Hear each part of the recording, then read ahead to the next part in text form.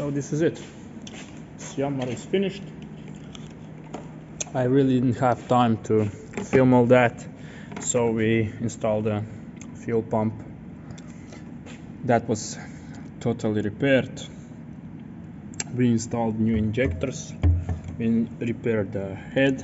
It was the head gasket that was leaking, and it is new thermostat inside there now.